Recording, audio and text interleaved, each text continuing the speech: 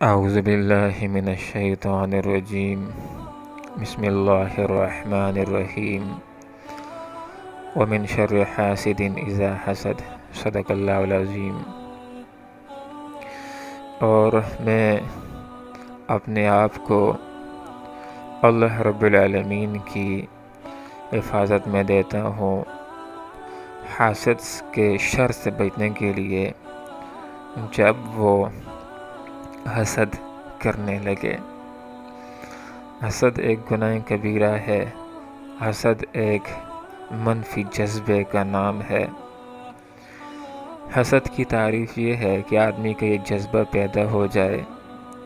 کہ یہ نعمت جو فلاں بندے کو ملی ہے مجھے ملتی ہے یا نہیں ملتی، فلاں آدمی سے چھن جائے۔ یہ گناہ کا جذبہ ہے، یہ منفی جذبہ ہے۔ اور اس کے مقابلے کے اندر ہم نے اپنے اندر جو جذبہ پیدا کرنا ہے، جو سوچ پیدا کرنی ہے، جو بہترین ایک مسلمان کی سوچ ہے، وہ یہ کہ جو نعمت اگر کسی بندے کو ملی ہے، آدمی کا یہ جذبہ پیدا ہو جائے کہ یا اللہ یہ نعمت جو تو نے اس بندے کو دی ہے اس کو نصیب کر اور اس کی طرح کی نعمت مجھ کو بھی عطا کر۔ ایک آدمی جو حسد کا شکار ہو جاتا ہے اس کا دین بھی برباد ہو جاتا ہے، اس کی صحت بھی برباد ہو جاتی ہے اور اس کی دنیا کی زندگی بھی برباد ہو جاتی ہے۔ دین تو اس طرح برباد ہوتا ہے، آپ صلی اللہ علیہ وسلم نے ارشاد فرمایا کہ لوگوں اپنے آپ کو حسد سے بچاؤ، اس لیے کہ یہ حسد نیکیوں کو ایسے کھا جاتا ہے جس طرح آگ لکڑی کو کھا جاتی ہے۔ غور کیجئے ایک ایک نیکی کو کرنا کس قدر ایک مشکل کام ہوتا ہے، لیکن جب آدمی حسد کا شکار ہو جائے تو اس کی نیکیاں ختم ہونا شروع ہو جاتی ہیں، جلنا شروع ہو جاتی ہیں۔ اور حسد کی وجہ سے انسان کی صحت بھی خراب ہوتی ہے۔ جو آدمی کسی کے خلاف حسد کا شکار ہو جائے تو ہر وقت اس کا دل جلتا رہتا ہے۔ جو اس کو یہ بات معلوم ہوتی ہے جس کے خلاف وہ حسد کا شکار ہو گیا کہ اس کو مزید نعمتیں مل گئی ہیں تو اس کا دل مزید بے چین ہو جاتا ہے، مزید اس کا دل سڑنا شروع ہو جاتا ہے۔ یہ ہر وقت اپنی لگی ہوئی آگ کے اندر جلتا رہتا ہے۔ اور حسد کی وجہ سے آدمی کی دنیا کی زندگی بھی ناکام ہو جاتی ہے۔ غور کیجئے قابیل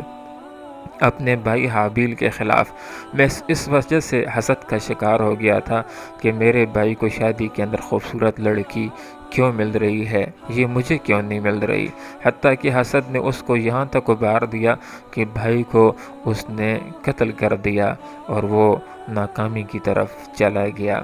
آپ صلی اللہ علیہ وسلم کا ارشاد اقدس بھی ہے، مفہوم یہ ہے کہ دنیا کے اندر جہاں بھی قتل ناحق ہوتا ہے تو اس کا ایک حصہ قابیل کو بھی پہنچتا ہے، گناہ کا ایک حصہ قابیل کو بھی پہنچ جاتا ہے۔ اور کیجئے یہودی جو آپ صلی اللہ علیہ وسلم کے انتظار کے اندر تھے، نبی آخر زمان کے انتظار کے اندر تھے کہ آخری نبی آئے گا، اس کے اوپر ایمان لائیں گے، اس کے ساتھ مل کر کے کام کریں گے اور اپنے مخالفین کے اوپر قابو پائیں گے۔ لیکن جس وقت آپ صلی اللہ علیہ وسلم مبعوث ہوئے تو میں اس وجہ سے یہودی حسد کا شکار ہو گئے کہ یہ نبی ہمارے خاندان بنی اسرائیل میں سے کیوں نہیں آیا، یہ بنی اسماعیل میں سے کیوں آ گیا ہے، تو حسد کی وجہ سے ایمان لانے سے رک گئے۔ غور کیجئے ابلیس کیوں راندہ درگاہ اور ذلیل ہوا کہ اس کی یہ سوچ اور یہ جذبہ پیدا ہو گیا تھا کہ خلافت ارضی کا مستحق تو میں ہوں، یہ اعزاز آدم علیہ السلام کو کیوں مل گیا ہے؟ حسد اور تکبر کی وجہ سے وہ ذلت اور ناکامی کا شکار ہو گیا۔ حسد دو طرح سے ہو سکتا ہے اور ہر دو کا علاج کرنا ضروری ہے۔ حسد ایک اس طرح ہو سکتا ہے کہ آدمی ترقی کر رہا ہو اور اس کے خلاف کسی کو حسد ہو جائے کہ یہ ترقی کر رہا ہے اور کوئی اس کو دیکھ نہیں سکتا، اس کی ترقی کو دیکھ نہیں سکتا، کوئی اس کے خلاف حسد کا شکار ہو گیا ہے۔ تو اس کا علاج یہ ہے کہ نمبر ایک اللہ رب العالمین سے دعا کرے کہ یا اللہ اس کے شر سے مجھ کو بچا۔ دوسری بات یہ ہے کہ اس کے اوپر کڑی نظر بھی رکھے، اس لیے کہ جو حسد کرنے والے ہیں وہ ابتداً آدمی کے پیچھے غیبتیں کرتے ہیں، حتیٰ کہ پھر قتل کرنے تک کی کارروائی سے بھی وہ باز نہیں آتے۔ اور تیسری بات یہ ہے کہ حسد کے شر سے بچنے کے لیے قرآن کی آخری 2 سورتوں کو صبح کی نماز کے بعد اور مغرب کی نماز کے بعد اپنے اوپر دم کرنا چاہیے۔ اسی طرح اعوذ بکلمات اللہ التامات من شر ما خلق، اور اسی طرح بسم اللہ الذی لا یضر مع اسمہ شیء فی الارض ولا فی السماء وهو السمیع العلیم، اس کو بھی اپنے آپ کے اوپر صبح کی نماز کے بعد اور مغرب کی نماز کے بعد اپنے آپ کے اوپر دم کرنا چاہیے۔ اور علاج کے اندر یہ بات بھی شامل ہے کہ جو حسد کا آدمی کے خلاف شکار ہو گیا ہے، آدمی اس کے ساتھ اچھے انداز کے اندر پیش آئے، خوش اخلاقی کے ساتھ ہو سکتا ہے، اس کی خوش اخلاقی اور اچھا کردار اس کے دل کی دنیا کو تبدیل کر دے۔ اور دوسری طرح کا حسد یہ ہے کہ آدمی کو خود کسی کے خلاف حسد ہو جائے، کہ چچا زاد کو دیکھ کر یا فلاں کو دیکھ کر یا فلاں کو دیکھ کر کے، اس کی ترقی کو دیکھ کر، اس کے عہدے کی بلندی کو دیکھ کر کے، اس کی دولت کو دیکھ کر کے یہ سڑتا ہے، یہ جلتا ہے اور اس کی ترقی کو یہ دیکھ نہیں سکتا۔ تو اگر کسی آدمی نے اپنے دین کو بچانا ہے، کسی آدمی نے اپنی صحت کو بچانا ہے، اپنے سکون کو بچانا ہے، اور کسی آدمی نے اپنی دنیا کو بچانا ہے کہ اس کے اندر اسے ناکام نہیں ہونا، تو اس نے اپنی روحانی بیماری کا، حسد کی بیماری کا اس نے علاج کرنا ہے۔ اور اشرف علی تھانوی رحمہ اللہ نے اس کا جو علاج لکھا ہے، وہ انسان اگر 2-3 ہفتے مشق کر لے تو انشاءاللہ اس کے دل سے حسد کا جذبہ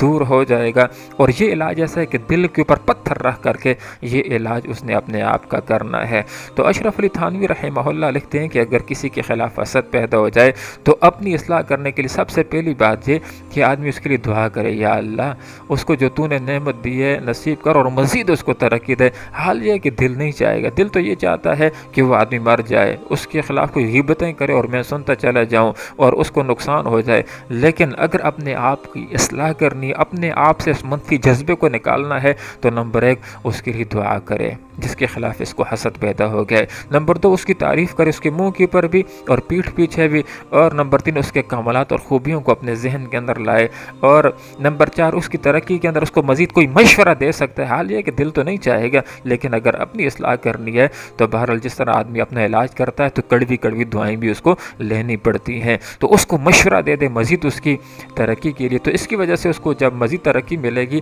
تو انشاءاللہ اس کے دل سے حسد کی جو آگ ہے وہ نکلتی چلی جائے گی۔ اسی طرح علاج کے اندر یہ بات بھی شامل ہے کہ اس کو تحفہ طائف دے سکتا ہو تو تحفہ طائف بھی اس کو دے دے۔ اسی طرح ایک بات یہ بھی ہمیں اپنے ذہنوں کے اندر رکھنی چاہیے کہ مومن کی صفات کے اندر یہ ایک صفت ہوتی ہے کہ مومن مسلمانوں کو خوشی دیکھ کر کے خوش ہوتا ہے، اور کوئی مسلمان غم کا شکار ہو تو یہ غمزدہ ہوتا ہے۔ غمزدہ ہونا یہ مومن کی علامات میں سے ہے۔ لیکن اگر کوئی مسلمانوں کی خوشی کی وجہ سے کڑنا شروع ہو جائے اور مسلمانوں کو اگر کوئی دکھ پہنچے خوش ہونا شروع ہو جائے تو یہ مسلمان کی نشانی نہیں ہے، بلکہ یہ منافق کی نشانیوں کے اندر شامل ہوتا ہے۔ اور آخر کے اندر ایک حدیث ذکر کر کے اپنی بات کو ختم کرتا ہوں۔ وہ حدیث یہ ہے کہ آپ صلی اللہ علیہ وسلم نے ارشاد فرمایا، حدیث کا مفہوم یہ ہے کہ اگر آدمی کسی کو دکھ کے اندر دیکھ کر، غم اور مصیبت کے اندر دیکھ کر کے خوش ہوتا ہے تو اس بات کا خطرہ ہے کہ اللہ تعالیٰ اس بندے کے اوپر رحم کرے، اس کی مصیبت اللہ دور کر دے اور اس کی مصیبت اس خوش ہونے والے کو لگا دے۔ اس لیے کسی مسلمان کے اوپر غم آ جائے تو اس کے اوپر خوش نہیں ہونا چاہیے، بلکہ اس کے لیے رحم کی دعا کرنی چاہیے۔ اللہ رب العالمین سے دعا کرتے ہیں کہ اللہ تعالیٰ ہمیں اپنے اعمال کی بھی، اپنے عقائد کی بھی اور اپنے جذبات کی بھی اصلاح کرنے کی توفیق عطا فرمائے۔ وآخر دعوانا ان الحمد للہ رب العالمین۔